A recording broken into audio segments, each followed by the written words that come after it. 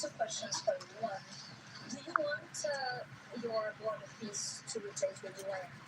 Well, right. I mean, the UN just hasn't been very helpful. I'm a big fan of the UN potential, but it has never lived up to its potential. The UN should have settled every one of the wars that I settled.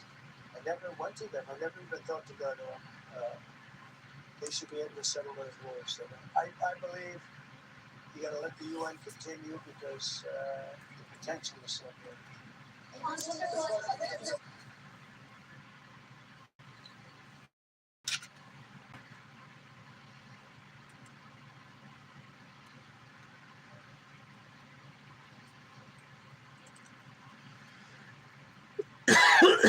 Zepbound may help in your weight loss journey. Once weekly Zepbound helps adults with obesity lose weight and keep it off. Don't take if allergic to it, or if you or someone in your family had medullary thyroid cancer or multiple endocrine neoplasia syndrome type 2. Tell your doctor if you get a lump or swelling in your neck. Stop Zepbound and call your doctor if you have severe stomach pain or a serious allergic reaction. Severe side effects may include inflamed pancreas. Tell your doctor if you experience vision changes, depression, or suicidal thoughts before scheduled procedures with anesthesia. If you're nursing, pregnant, plan to be, or taking birth control pills. Taking Zepbound with a sulfonylurea or insulin may cause low blood sugar. Side effects include nausea, diarrhea, and vomiting, which can cause dehydration and worsen kidney problems. Ask your healthcare provider about once weekly Zepbound and check your coverage today at zepbound.com. Luxury apartments, beachfront beauty. That's what you'll find at The Breeze, a brand new oceanfront rental community in Long Beach. Wake up every day to the sound of the waves. Enjoy amenities designed for relaxation, wellness, and convenience. And access the iconic boardwalk right outside your front door. Now is the time to live like you mean it at The Breeze. I get to keep the suit? Of course, just don't do anything I would do. Oh, because I'm treated like a kid. This is my chance to prove myself. This does not mean you're an adventure, in case you're wondering.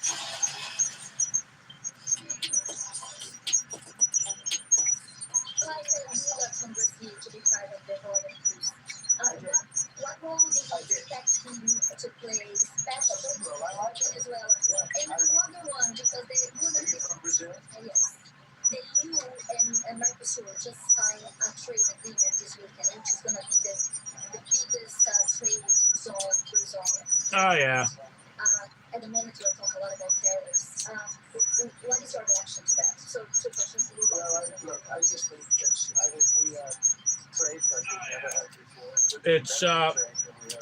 It's minus 10 degrees Fahrenheit. We're doing numbers that nobody's ever thought possible. We're the richest we ever were. It's because of tariffs and the proper use of tariffs, and we're also the most secure. As an example, Iceland, without tariffs, they wouldn't even be talking to us about it. So we'll see what happens. I think that's going to work out quite well. Mr. President, how would you characterize your relationship with Emmanuel Macron and Keir Starmer right now? And have you spoken to them since your trip to Kosovo? No, I haven't, but I think I get along very well with them. I think they always treat me well. They get a little bit rough when when I'm not around. But when I'm around, they treat me very nicely. I like both of them. They're both liberal. They've got to straighten out their countries. You can't, London is having a lot of problems, and if you look at Paris, got a lot of problems. They have two problems: immigration and energy. They got to stop with the windmills, and they got to go back. Like UK has an unbelievable asset called the North Sea. Norway uses it, makes a fortune. They have a better section of it, and they don't do it. They could straighten out their countries, and it would be good. But I get along very well. You told Norway's Prime Minister. Are you from Norway? Yeah. You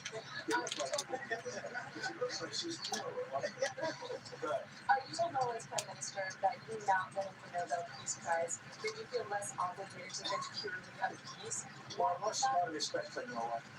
And I believe very strongly that Norway controls the Nobel Prize. You have to understand, I settled 8 wars. I've had every one of those wars. Every participant wrote. I didn't ask them to do it. They sent in strong recommendations. They make recommendations for that. But I settled 8 wars. No president's probably ever settled 1 war. I don't know. Think of it. I did 8. The reason I do it is because it's easy for me to do. And I didn't do it for a Nobel Prize. I did it because I'm saving our lives. I'm trying to settle the final one. I'm trying to do Russia-Ukraine. And when Russia's ready, Ukraine's out. When Ukraine's ready, Russia's ready. But they're losing 25,000 people a month on average. And I'm trying to get that one done.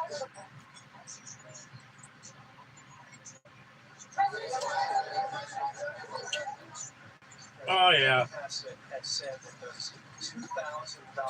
Idiots are running rampant on YouTube. Oh, yeah.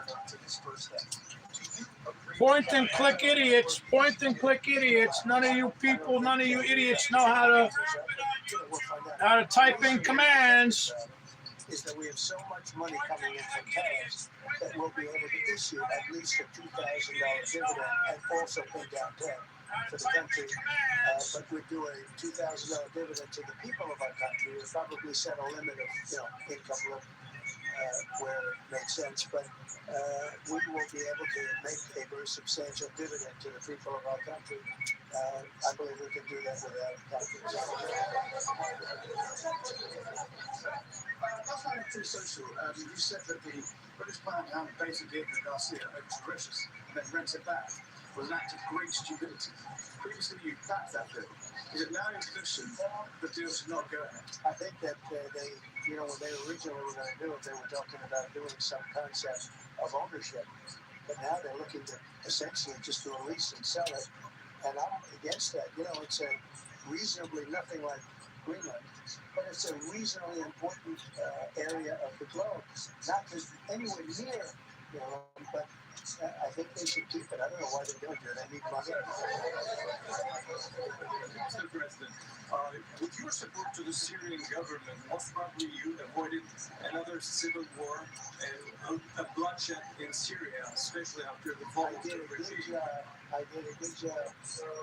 The Syrian government, the last 2 weeks, had to use some force to implement its force on specific areas. And to keep the prisoners, the terrorist prisoners, which are some of the worst in the world, at bay. So they were able to keep that. He's working very hard. The president of Syria is working very, very hard. Strong guy, tough guy, pretty rough resume. But you're not going to put a choir boy in there and get the job done. I spoke with him yesterday because we were talking about the prisons and what was going on. We have some of the worst terrorists in the world in those prisons, and he's watching. Syria. Gavin Newsom is going to be at Davos if he's not already there. You're probably going to run into him. I presume that this is for him to raise his platform for 2028. But what do you anticipate his foreign policy platform is going to be? I don't know. I don't know that he's going to be the nominee. I know this. I had a very good relationship with Gavin Newsom when we were, in office together. I was president. He was the governor of California. We had he would talk about it often. And somewhere we just went astray. I just hate the way California's being run. We actually have people leaving. It's never happened before, but I hate the way it's being run. He and I had a very good relationship, really close to the word exceptional, but now we seem not to.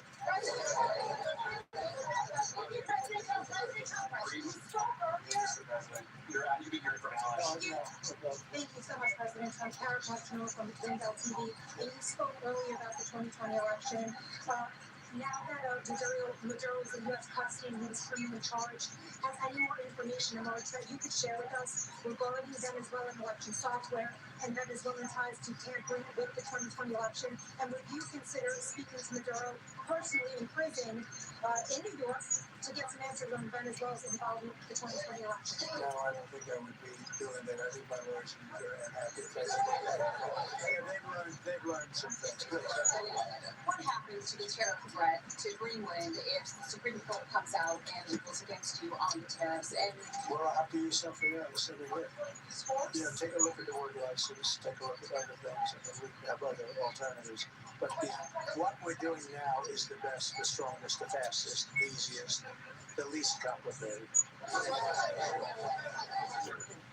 Had with the Greenland-related tariffs on Europe, you secured almost $1 trillion of commitments from them to invest in the United States. Does that go out the window if that happens? I got it. I hope they need that agreement very badly with us. They fought very hard to get it.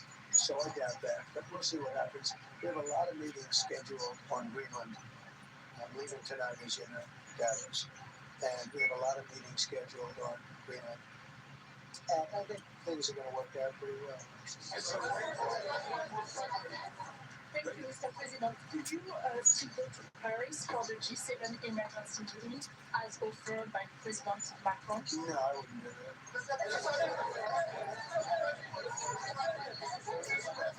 Because, you know, Emmanuel's not going to be there very long. And you know, there's no longevity there. He's a friend of mine. He's a nice guy. I like Macron, but he's not going to be there very much longer, as you know. And I think, you know, I have meetings with the people that are directly involved, not some of the people you're talking about. Thanks so much, Mr. President. I've never seen this room like this. Is this a celebration of the first year?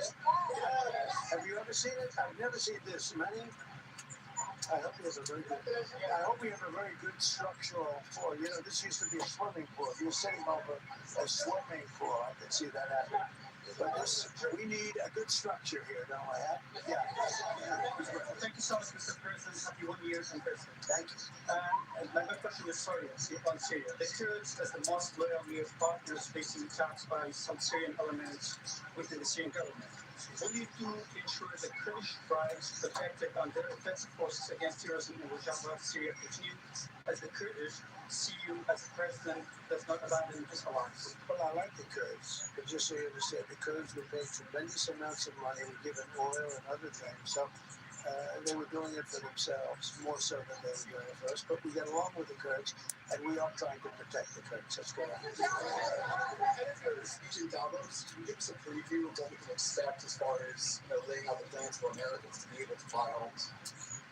I think more than anything else, what I'm going to be speaking about is the tremendous success that we've had in 1 year. I didn't think we could do it this fast. Think of it, it's just now 12 months, and you know, I say it often, we have the most successful country in the world. We have the hottest country anywhere in the world by far.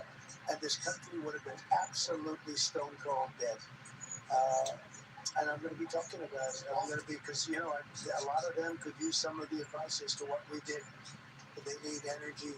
You take a look at their energy policy, they're going to destroy themselves with what they're doing with the windmills and all the nonsense. They need energy help badly, or they're going to be in big trouble, and they need immigration help badly. How much longer do you want to go? I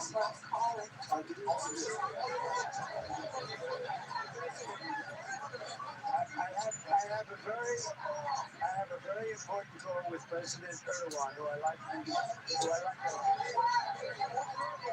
One or two more questions. Go ahead.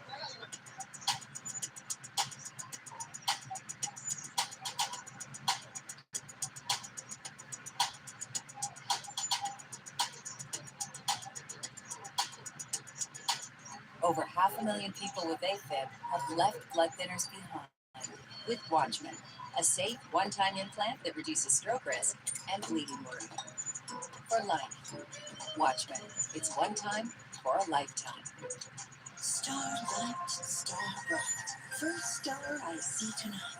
Sing down a parade full of dreamers in the night, where magic comes alive, like a constellation in the sky, and wishes come true, with each float passing by. As little dreamers watch, with stars in their eyes, and when our wish comes true, here on Main Street, USA, everyone in the kingdom will dream the night away. Our mission is clear. Solve the toughest challenges with rugged tech solutions that go beyond the limits of traditional technology. Crypto Group, rugged tech, zero limits. I'm on a mission for what's left of the government. I need your help. You're looking at the only human known to have survived being bitten by a zombie. I suggest we run for it.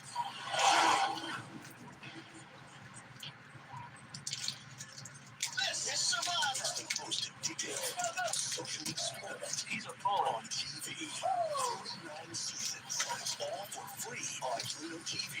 Viewing all seasons of Survivor starting Saturday on Pluto TV. Listen up. It's time to binge on Garfield and Friends. The Garfield and Friends channel on Pluto TV.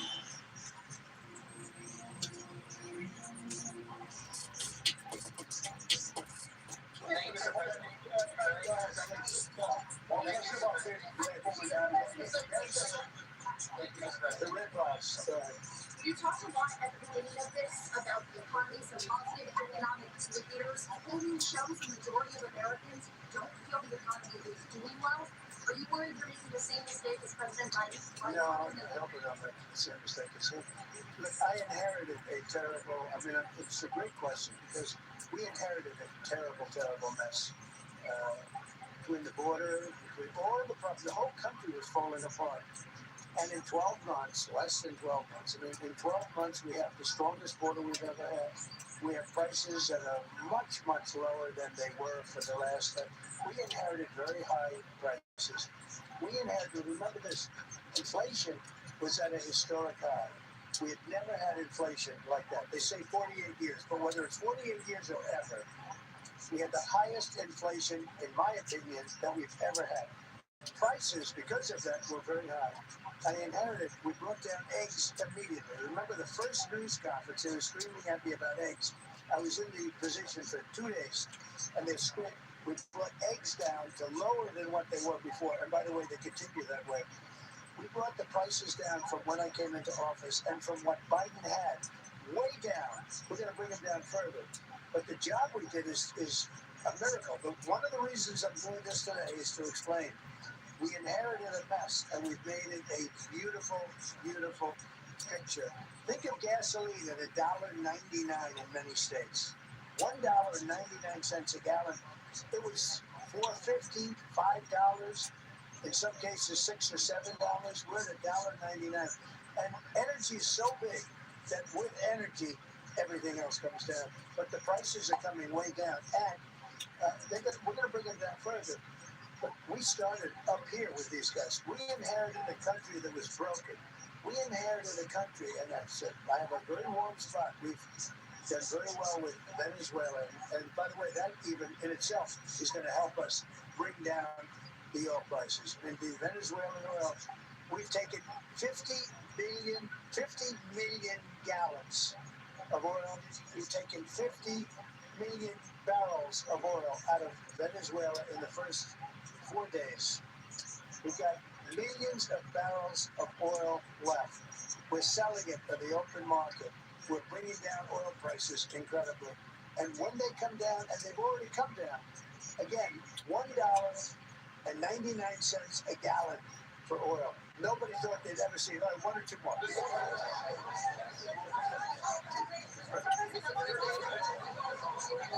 ahead, go. Yes. That Iran is a military option still on the table, and 10 years shows that the killing in Iran has stopped. I wonder, with regard to your peace council, which members have to pay one? So with Iran, are you from Iran? No, I'm from the White House. Where are you from? I'm Palestinian American. So with Iran, they were going to hang 837 people. And I let them be known that, and we let them know that if that happens, that will be a very bad day for them. And they decided not to do it. They didn't hang the people. I can't tell you what's going to happen in the future, but supposedly they've taken that off the table. But they were going to, last week, they were going to hang on Thursday, Wednesday. They were going to hang, I think, 837 people. And they didn't hang anybody. So we're just going to have to see what happens with it. Is the military option open?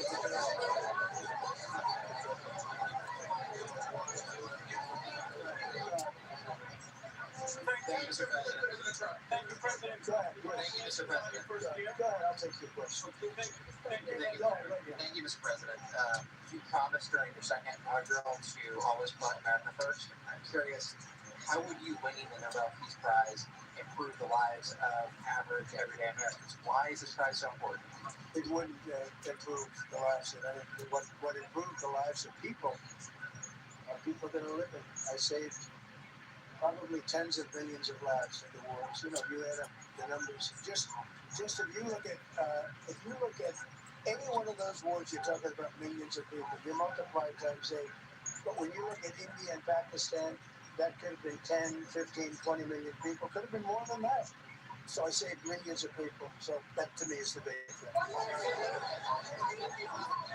What suggested a moment ago that perhaps the reason why a positive story about the economy isn't getting through is because of bad communications people. But are average Americans wrong to still feel high prices? How much longer does the White House hope that they? So I think a lot of people are listening to the fake news a little bit, and I'm not blaming anybody. I think I blame ourselves. I think we've done a much better job than we're able to promote. We're not promoting. We're doing a great job, and we're sort of letting the promotion take care of itself.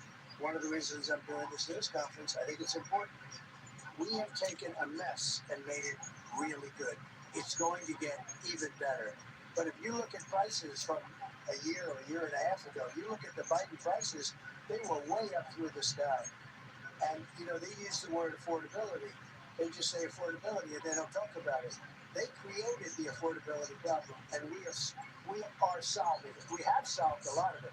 Again, everybody agrees in this room, I think, gasoline prices have come per gallon way down. When that happens, everything else comes down, but they've come down way down. Many of the groceries have come way down. It's all happening, and it's happening strong. But if you go back a year and a half, 2 years, take a look at those prices and look at the prices now.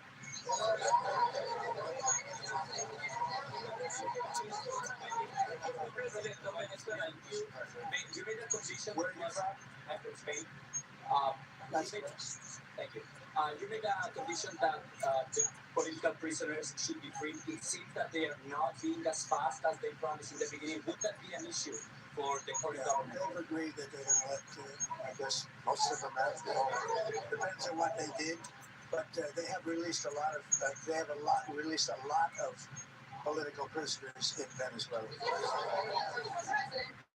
Earlier on last year, you had mentioned, you had indicated that you want to take back the Panama Canal. I know we've heard a lot about Greenland. Is that still on the table? I don't want to tell you that. Sort of. I'm going to say sort of. That's sort of. One more. Yes. Blonde. Blue. Yes, go ahead. Ma'am, go ahead. With the blue. Holding the computer. It's a consequence of your determination to take control of Greenland. Is the ultimate breakup of the NATO alliance. Is that a price you're willing to pay? You mean the breakup of strategies? So I think something's going to happen that's going to be very good for everybody. Nobody's done more for NATO than I have, as I said before, in every way. Getting them to go up to 5% of GDP was something that nobody thought was wrong. And pay. At 2%, they weren't paying. At 5%, they are paying. And they're buying a lot of things from us, and they're giving them, I guess, to Ukraine. That's up to them. They're giving them to whoever they're giving them to, but they're buying a lot. I think that we will work something out where NATO is going to be very happy, and where we're going to be very happy.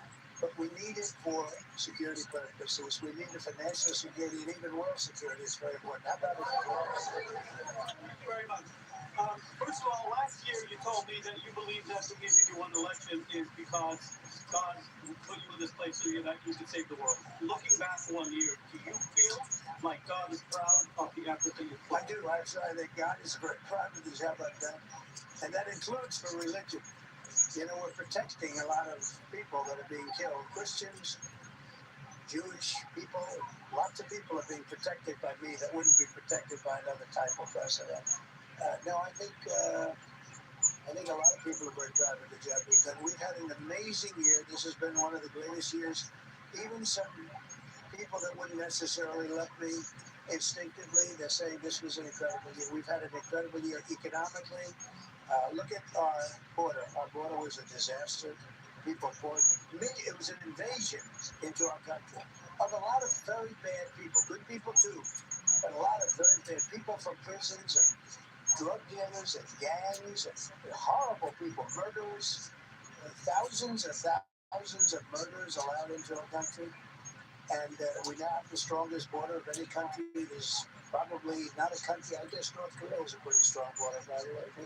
There's not a country in the world that has a border like we do. And we took it from the worst border. We had the worst border in the world, now we have the strongest border. One more. You said you're confident something wouldn't get worked out in Greenland, but Greenlanders have made it clear they don't want to be part of the U.S. Well, I haven't when I speak to them, I'm sure they'll be thrilled. Are you committed to keeping the U.S. in NATO? I've had such a good relationship. I've made it so much better, so much stronger.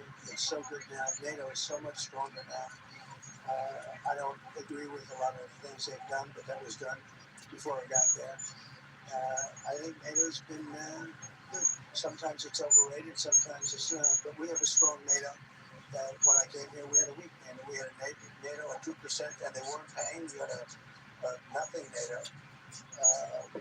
NATO's, whether you like it or not, it's only as good as we are. If NATO doesn't have us, NATO is not very strong.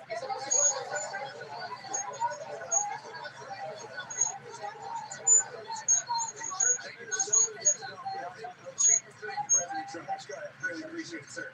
We've heard a long list of accomplishments from the last year. If you cherry pick the top 3, and then looking forward, what are your 3 most important priorities in 2026?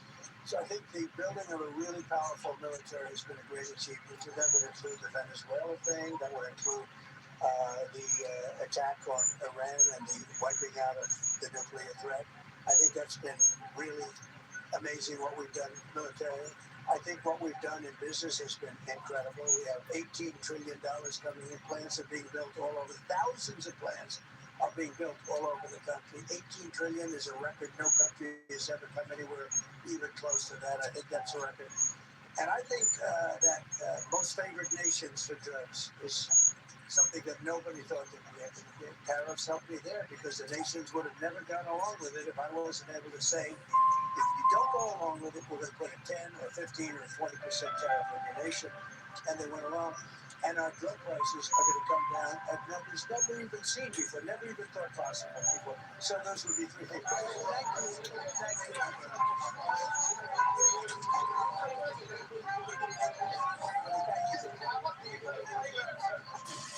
We're trying to save humanity. Heavy people in iron box. No doctors. We're going to the front. We take the engine. And we control the world. Fire, we're ready. We need you to stop in this fast space. I didn't even have they said I did. They're never going to stop chasing me. I can start it, but I can see it through. You can do it.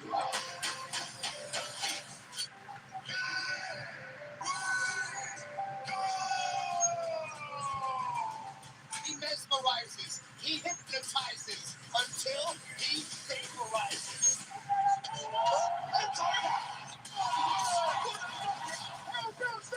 You guys don't even know how much one championship has changed our lives.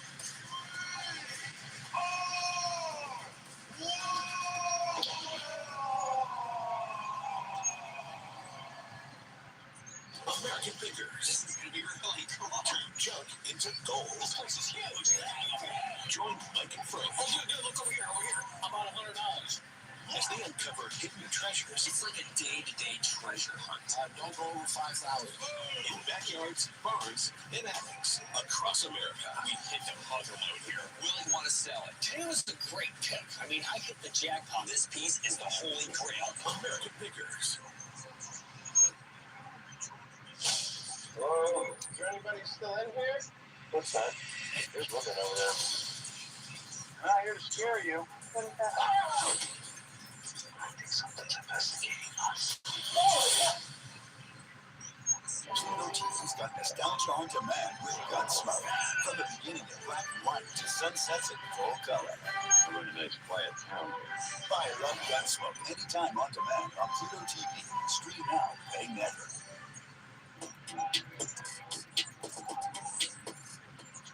Okay, so President Trump did use a part of his marathon press briefing earlier today to talk about Greenland.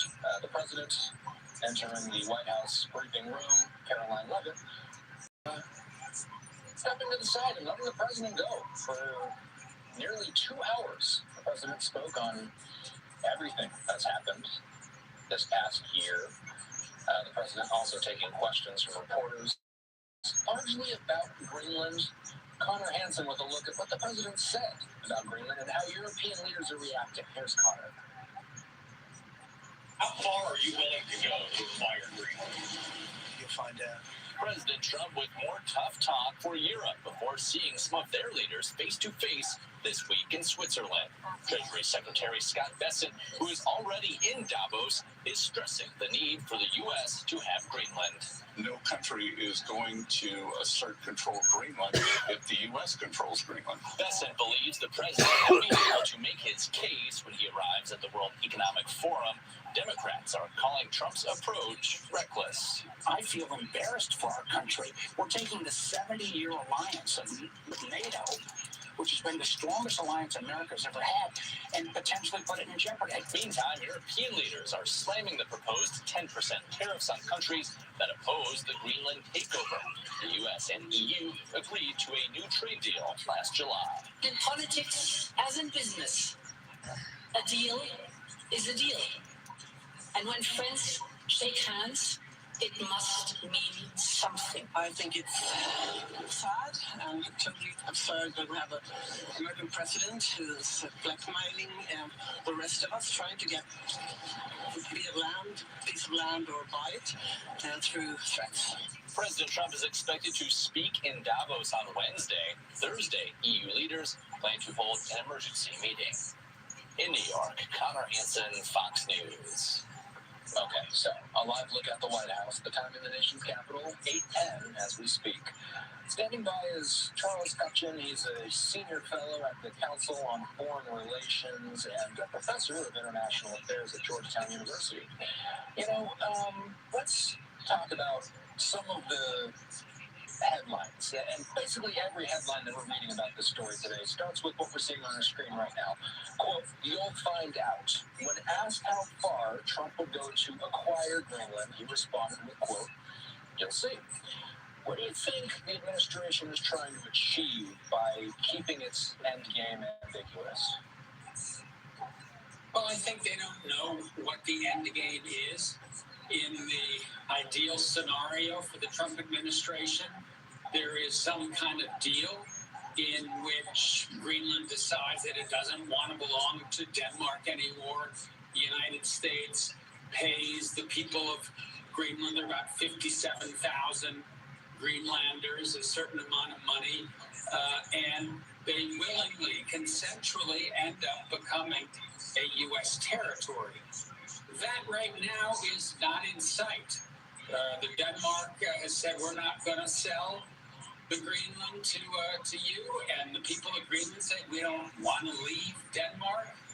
And so right now, we're in this very weird moment where the Trump administration is increasing the pressure. The tariffs that were announced a few days ago take effect in February 1. They ratchet up on June 1. The Europeans are basically pushing back. So right now, I would say we're in a very dangerous space where one has to at least contemplate the unthinkable, which is the potential use of American force against a NATO ally. Is that something that will have to be discussed at the Global Economic Forum this week? For sure. And I think it's a good omen that, Trump is on a plane. I think he's flying off tonight as we speak.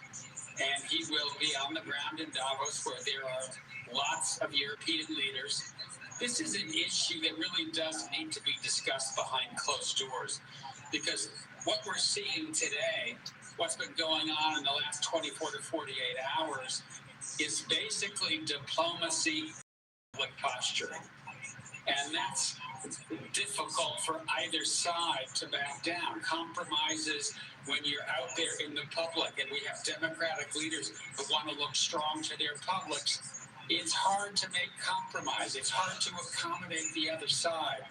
So I think what we can hope for is that once these leaders are not on TV, once they're not sharing each other's text messages and tweets, they can find a way of de-escalating. I'm still confident that we're going to get out of this mess without seeing the transatlantic alliance dismantled.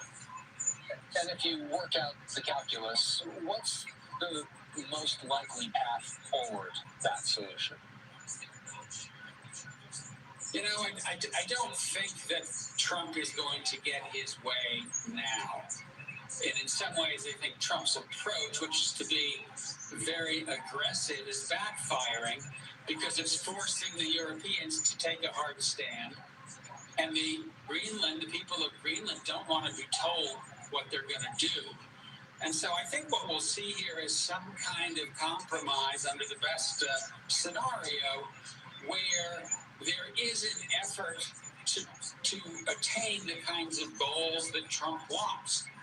More naval vessels, more bases, more radar to look at low Earth orbit satellites and a potential missile launch, and maybe the deployment of some missile interceptors, because President Trump is talking about a dome over the United States that would protect it from incoming missiles. So some sort of joint effort to address the security concerns and the mineral concerns that Trump has articulated, which are not frivolous, they're real concerns, but they can be addressed within the framework of the NATO alliance and the 1951 agreement that the U.S. has had with Greenland.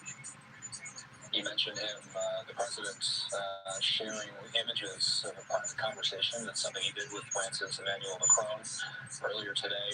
In recent days, Charles, the administration has talked about using tariff pressure against European countries that back Denmark's position on Greenland, tariffs. This is kind of turning a security dispute into a trade fight, and it does carry with it the potential for retaliation from European allies. Which U.S. allies are you tracking closest as Trump digs further in on Greenland? Well, I do think that you're seeing a lot of European unity. No country has broken rank. Some are more forward-leaning and pushing back, France in particular. But I don't think you're seeing a lot of cracks in the Europeans right now, because I think there is an agreement that what's going on here crosses a certain red line. And the Europeans, until a few days ago, were actually bending over backward to work with Trump on the question of a trade deal. They said yes to 50%, on trying to reach a negotiated end game to the war in Ukraine, on spending 5% of GDP on defense, which is what Trump asked for at the NATO summit last year. But to have the President of the United States threaten both economic and military coercion to take over a part of Denmark when Denmark doesn't want that to happen, this really does, I think, it's a five-alarm fire right now. So I think what we want to see come up on Thursday is the European Union ready to come together, ready to impose sanctions against American products and potentially against the service industry. We don't know, but we're really getting up to the brink here. Dr. Charles Kupchin is with Georgetown University. He's also a fellow with the Council on Foreign Relations. Appreciate the time. Thanks. Good to be with you. Bye-bye.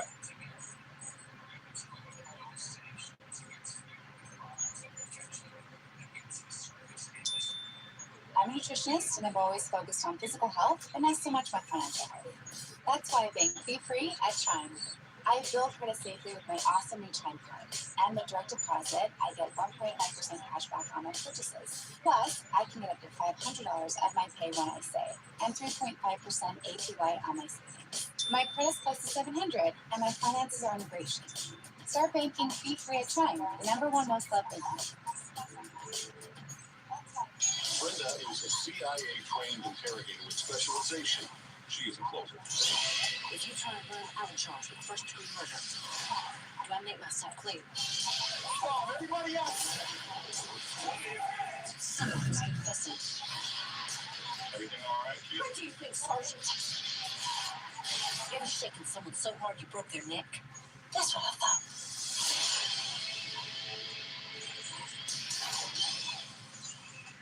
Have a little work on something. It's a wood gun. Oh! Hi. Who are you? I'm his wife. Seriously, who is that? I want to look that back up. I thought you said back up, back up. What place is it, Mama? It's a dog. I'm doing your washing and your laundry and your cooking for you. What on earth is that wife of yours doing for you? Well, good Lord, there goes my appetite. When's the last time you saw a family smarter than this one? Last time I watched the Flintstones. February 26th. They haven't seen Patty Matlock coming. Kathy Bates is Matlock. I found something big. We've stick together. We have a problem. Matlock. Catch up now on Paramount Plus. New episodes return to CBS February 26th.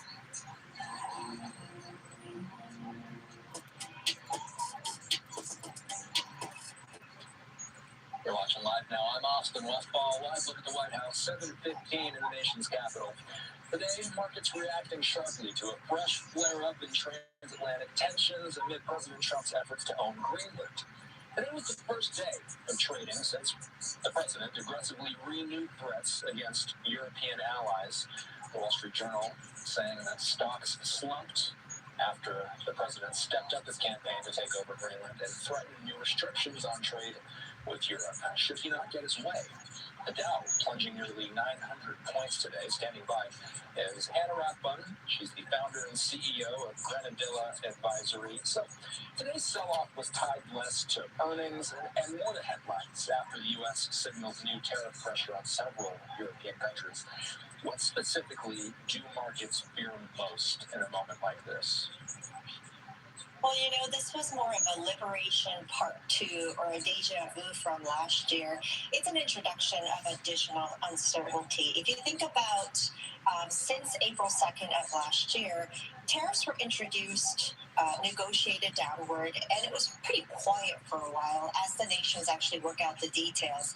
And then suddenly, the tariffs are back, right? So business leaders actually need some certainty in the rules of the game in order to plan out for the next 6 months or a year so that the companies can grow. When rules of the game change on a dime like this, it's difficult to plan, it's difficult to hire, it's difficult to invest, it's difficult to run companies. And I think that's one of the things that the markets were expressing today is this sudden onset of some of the uncertainty that's coming from the tariff policy or onset of tariffs in general. Was this a plunge impacting multiple industries, or did we see certain industries get affected more than others? Yeah, it was a classic sell-off, which means that more growth-oriented stocks like tech stocks sold off more, whereas consumer staples, which is normally considered to be the defensive sector, actually did better and lost less, and those would be your grocery stores basically. So, under the hood, it actually showed the classic signs of a risk-off, where investors really, if you didn't really understand the future earnings like growth stocks, maybe it was sell now and think later. Europe has said, and I believe it was Emmanuel Macron earlier today, he was kind of giving us some insight into some of the tools that Europe has to respond with economic pressure. Macron recently said that the EU could retaliate by deploying one of its most powerful economic tools. He called it a trade bazooka. What would be the first place, Anna, you'd expect to see real economic damage if this turns into a larger, sustained trade conflict? My expectation is that it's actually not going to turn into a sustained trade conflict, and here's why. First of all, we're still waiting from the Supreme Court to understand whether or not this type of tariffs from the executive branch is even constitutional, and that can come at any time. It was actually supposed to come, a few days ago, last Friday, and it didn't come. So there's a lot to be here that would need to be flushed out to begin with. And secondly, if we learned anything from last year, the Liberation Day, sell-off, what we had was big tariffs that were announced, and then subsequently people getting together, sitting in front of each other in conference rooms, I presume, to work out the details and work out a deal. Now, it's inefficient to do it the second time, especially since they've been working all through last year, but I imagine that is where we're going to be headed. I don't think we're going to see any kind of bazooka from Europe, and I don't think we're going to be, I hope not, alienating our friends in Europe. There are more than one way, which is taking over Greenland, to actually have military support in that island with NATO, with Europe. So I imagine that they'll be looking for a resolution. As you know, President Trump is heading to the World Economic Forum in Switzerland, and he's going to be speaking there tomorrow. What is the most important signal, in your opinion, that the White House needs to send at the forum in order to prevent Greenland from turning into a wider economic crisis? I would love to see signs of real leadership, and by that what I mean is, yes, Europe does need the United States, but we need Europe too. So it's some semblance of cooperation, maybe led by U.S. military, because the U.S. military might is unmatched all around the world, right? But it really will take a lot of cooperation on Greenland to secure a military prowess, because if you do look at the map, Greenland is an important point in the Arctic region. But I would love to see some leadership, some language that would help rally the troops rather than to divide. I think that's really important at this juncture, especially when we're dealing with not just Greenland, not just Russia and Ukraine, but also the Middle East. There are a lot of things around the world that makes investors nervous. And so that would actually help to calm the markets.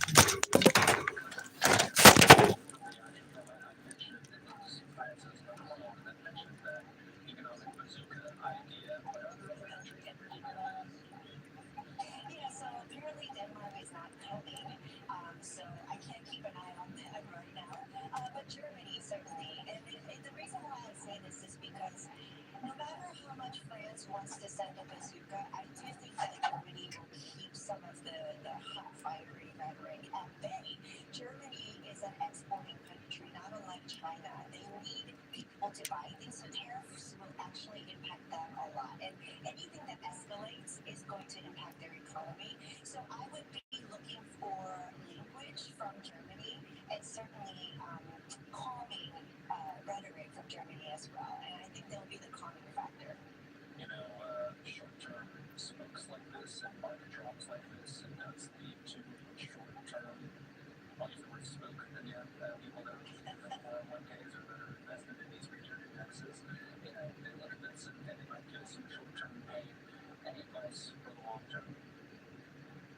Yes, don't sell into a sell-off. Remember, we just had an example last year. There was a huge sell-off. It was oversold after Liberation Day. And if you had actually gotten out of the market, you would have missed a very big rally from the low point until the end of the year. The S&P 500 managed to hit record highs after Liberation Day. So if you are a long-term investor, hold tight. Okay, we appreciate the time. Anna Rampant is the founder and CEO of Brand Dealer Advisor. Thank you. Thank you. Over 500,000 people with AFib have left blood thinners behind with Watchman, a safe one-time implant that reduces stroke risk and bleeding. For life, Watchman. It's one time for a lifetime. Aren't you the least bit sorry about the people you killed? It goes over your head. You probably already was. Oscar came in an hour ago. Dead, can't testify. The right to remain silent. Anything you say can and will be used against you in a court of law. The murder weapon was your lies.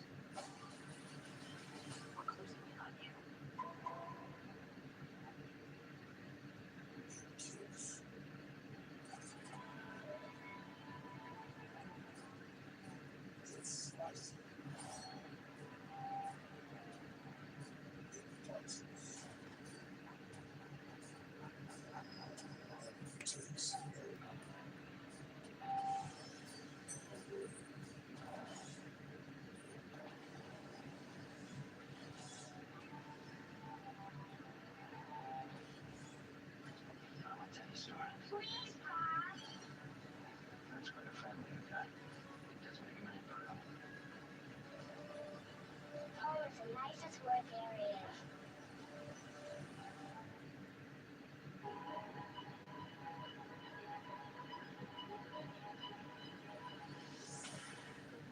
The girl, she gets so nicely sipping into that farmhand corner.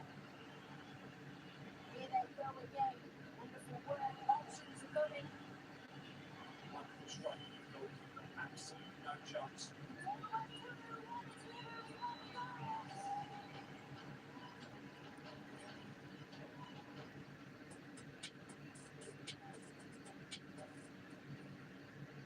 All right, let's discuss the latest on Greenland with retired Marine Intelligence Officer, National Security Analyst, and the host of the Strap podcast, Hal Pemberton.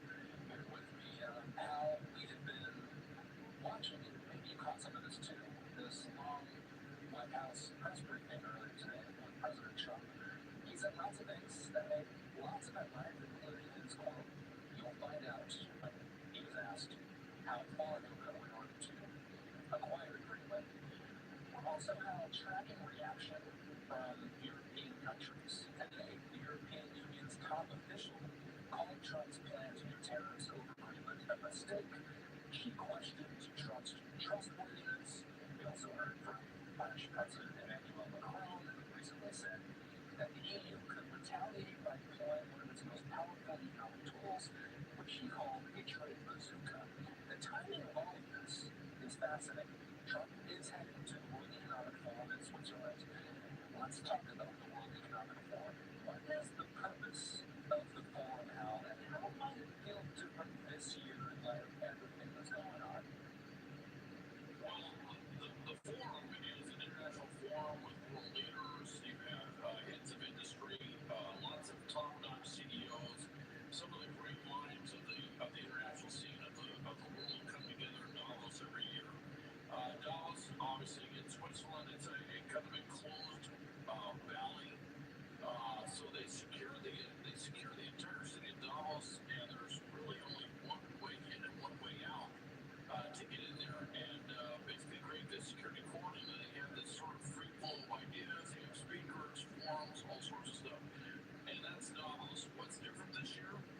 President Trump, in one word, he's going to be there. He's going to speak. Of course, this concept of militarily acquiring Greenland, which would completely split the NATO alliance wide open. This would be he's basically talking about a NATO country attacking a NATO country, and the Europeans would all wind up behind the Danes.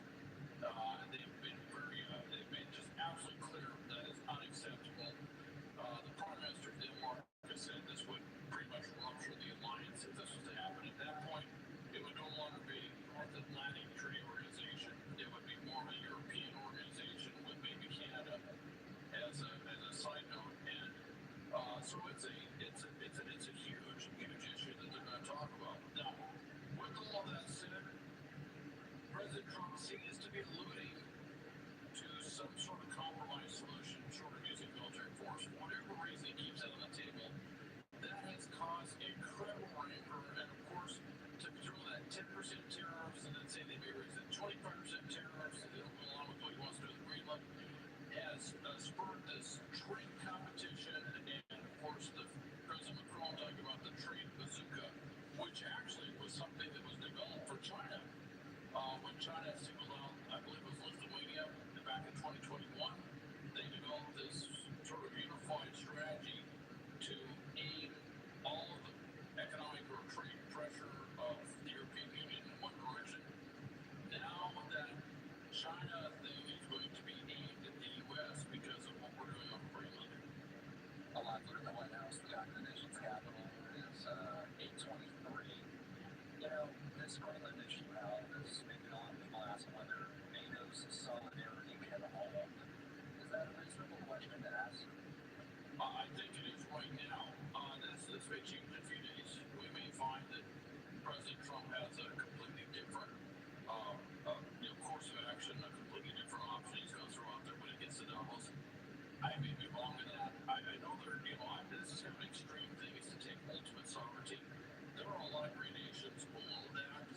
There's also one thing that's often talked about is appealing, and he kind of alluded to this, appealing directly to the Greenlanders themselves.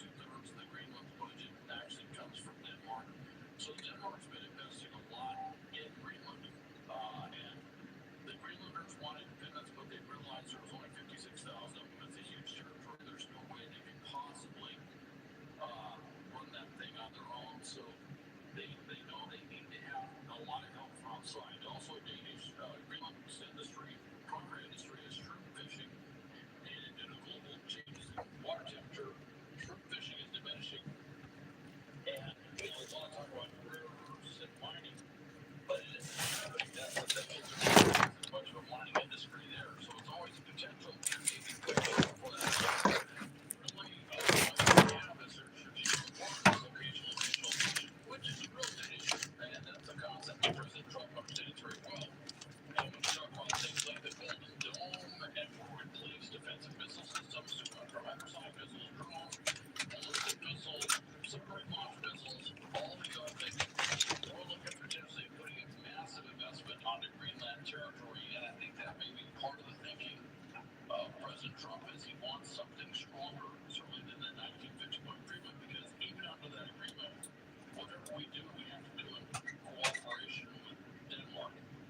And that didn't come up under Eisenhower, where we actually built a nuclear-powered under ice base, which potentially we got fired nuclear missiles in the Soviet Union. And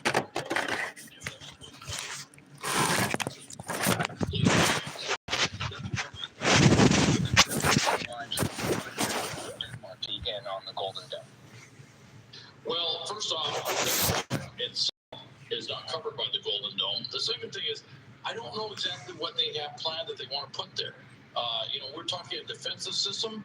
If you go back to the Eisenhower era, they were looking at an offensive system. They were looking at using Greenland as a place to put missiles or offensive weapons, nuclear weapons that could attack Russia. One of the things you can't change is the geography. Greenland is a lot closer to Russia than obviously the United States, obviously a lot closer to Canada, and so the idea was that they might want to put, at that time under Eisenhower, that they might want to put offensive nuclear missiles. I don't even know if that's something they certainly have not mentioned that's ever talked about, but that would be a criteria that if we were even thinking about doing that, that might be why we would want complete sovereign control of whatever territory is there.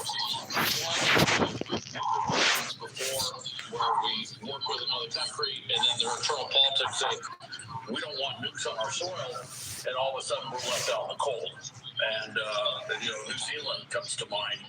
That was an issue with our naval forces that were visiting New Zealand, and that's a very, very close alliance. So that may be part of the thinking, which is we make this massive investment in defense issues in Greenland, and something could change in the body politic of Denmark, and then we could be left in a rather perilous political situation. They haven't put it that way, but that would make sense. So just to put this in layman's terms for anybody that's watching, because I've seen people commenting this question a lot. So the idea for the Golden Dome is to protect the United States, Canada, and Greenland. Do I have that right? It protects North America, essentially. You can't really protect, when you talk about nuclear missiles, whether you're talking ballistic, high altitude, high apogee ballistic missiles, whether you're talking cruise missiles, hypersonic cruise missiles, hypersonic missiles, aircraft, bombers, drones, all sorts of stuff that could attack the U.S. You can't just carve out the U.S., and you could say, well, maybe just the continental United States, but you're really looking at protecting North America across the board. And when you do that, the most effective way is to build this big coverage that covers across our northern frontage, which includes Alaska, Canada, and Greenland. And Greenland, when you actually look at it, when you're looking from the Arctic down, it jumps out. You go, yeah, Greenland's pretty strategic in that regard, and that's the way we've always felt about it. I would remind you that in World War II, we actually basically ran Greenland for 6 years.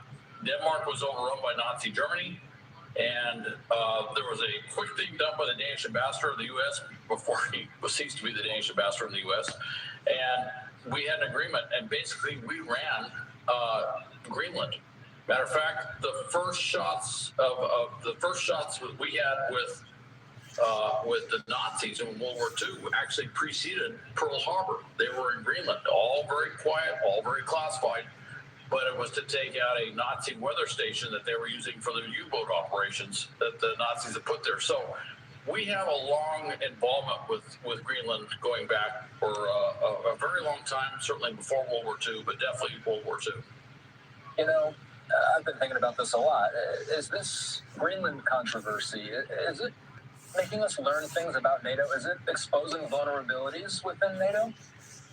Well, it's exposing fractures within NATO. NATO, a lot of NATO is based on the assumption that other countries will be there for you.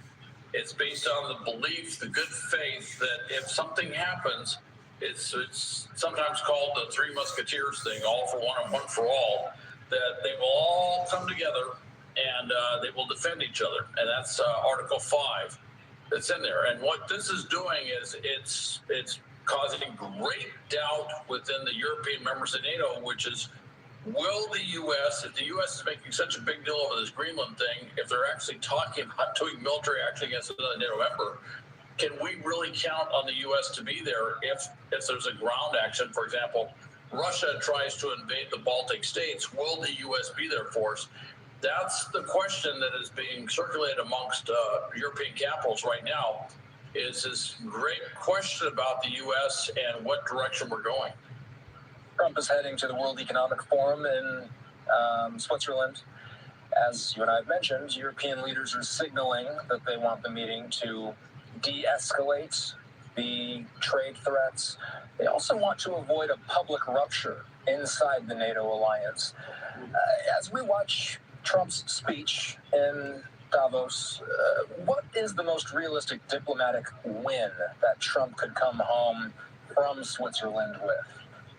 Well, the big thing is, if there isn't a rupture, if there isn't a public falling out, that would be a win in of itself. That's what everybody's fearing, is you're going to see the